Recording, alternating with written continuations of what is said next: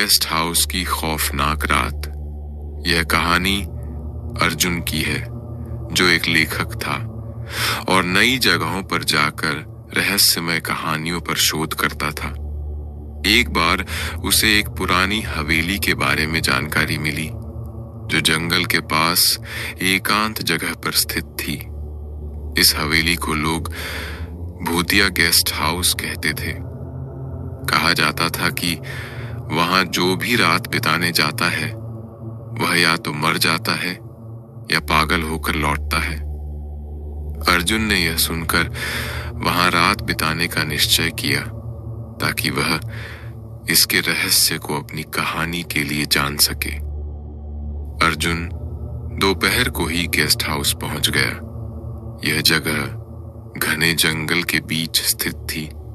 वहां तक पहुंचने के लिए कच्चा रास्ता था।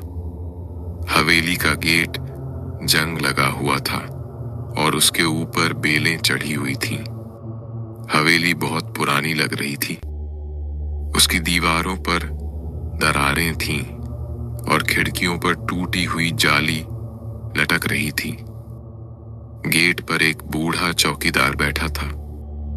उसकी आंखों में अजीब सी गंभीरता थी। जब अर्जुन ने वहां रुकने की बात कही तो उसने गंभीर आवाज में कहा, यहां ठहरना सही नहीं है। यह जगह अभिशप्त है। रात होते ही यहां आत्माएं भटकती हैं। लेकिन अर्जुन ने उसकी बात पर ध्यान नहीं दिया। उसने हंसते हुए कहा, मैं केवल एक रात के लिए ठहरूंगा। अगर कुछ होता है तो मैं खुद देख लूंगा। चौकीदार ने उसे समझाने की कोशिश की, लेकिन अर्जुन नहीं माना। गेस्ट हाउस के अंदर का माहौल और भी अजीब था। फर्श पर धूल की मोटी परत थी। छत से पुरानी जालियां लटक रही थीं। दीवारों पर अजीब सी आकृतियां बनी हुई थीं, जैसे किसी ने खरोंच कर उन्हें बनाया हो। कमरे बहुत बड़े थे, लेकिन उनमें अजीब सी गंध आ रही थी।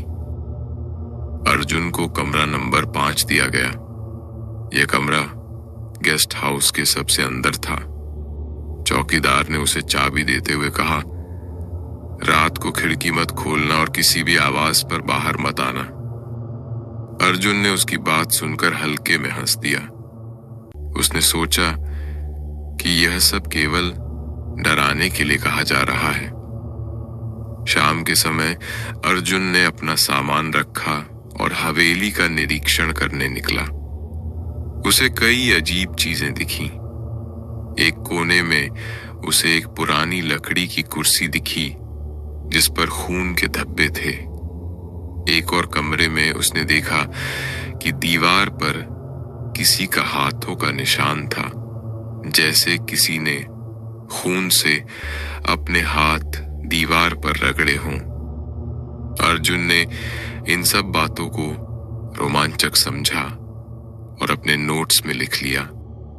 वह सोचने लगा कि ये सब उसकी कहानी के लिए कितना अद्भुत होगा।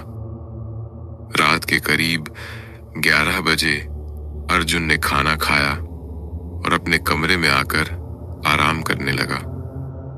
तभी उसे लगा कि बाहर कोई चल रहा है। कदमों की आवाज साफ सुनाई दे रही थी। उसने दरवाजा खोलकर देखा, लेकिन बाहर कोई नहीं था। उसने सोचा कि यह उसकी कल्पना होगी और दरवाजा बंद करके वापस आ गया। कुछ देर बाद उसे महसूस हुआ कि खिड़की पर कोई दस्तक दे रहा है। दस्तक धीरे धीरे तेज हो रही थी।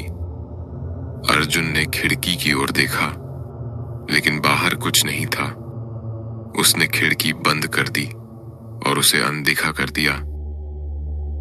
रात के 1 बजे के आसपास अर्जुन की नींद खुली। कमरे में ठंड अचानक बढ़ गई थी। उसने देखा कि खिड़की अपने आप खुल गई है। खिड़की के बाहर एक महिला का धुंधला साया खड़ा था। वह सफेद कपड़ों में थी और उसके लंबे बाल हवा में उड़ रहे थे। महिला की आंखें चमक रही थीं। वह अर्जुन को देख रही थी और धीरे धीरे खिड़की के पास आ रही थी। अर्जुन डर के मारे बिस्तर से कूद पड़ा और उसने खिड़की बंद करने की कोशिश की। जैसे ही उसने खिड़की बंद की, महिला ने चीख मारी और गायब हो गई। अर्जुन ने किसी तरह खुद को संभाला और कमरे में वापस आकर बैठ गया। तभी उसे दरवाजे के पीछे कुछ सरसराहट सुनाई दी। ऐसा लग रहा था जैसे कोई उसके दरवाजे पर खरोंच रहा हो। फिर अचानक दरवाजा खुद ब खुद खुल गया। दरवाजे के बाहर वही महिला खड़ी थी, लेकिन अब उसका चेहरा विकृत हो चुका था। उसकी आंखों से खून बह रहा था और उसकी उंगलियां नुकीली और बड़ी हो गई थीं। महिला ने धीरे धीरे अर्जुन की ओर बढ़ना शुरू किया। अर्जुन ने डर के मारे एक कोने में जाकर पनाह ली। तभी कमरे के अंदर हवा का तेज झोंका आया और दरवाजा जोर से बंद हो गया। सुबह होने पर अर्जुन किसी तरह बाहर निकला। चौकीदार उसे देखकर बोला, तुम बच गए, लेकिन यह मत समझना कि वह आत्मा तुम्हें भूल जाएगी। वह तुम्हारे साथ हमेशा रहेगी। चौकीदार ने उसे बताया कि यह गेस्ट हाउस पहले एक महिला का था, जिसे उसके पति ने इस जगह पर मार डाला था। वह महिला अब आत्मा बनकर यहाँ भटकती है और जो भी इस जगह पर आता है उसे सजा देती है। अर्जुन वहां से तो बचकर निकल आया, लेकिन उस रात के बाद उसकी जिंदगी कभी सामान्य नहीं रही। उसे हर समय ऐसा लगता कि कोई उसे देख रहा है। उसकी कहानियां तो मशहूर हो गईं, लेकिन वह खुद एक डरावने रहस्य का हिस्सा बन गया। यह कहानी हमें सिखाती है कि हर रहस्य को जानने की कोशिश करना हमेशा अच्छा नहीं होता।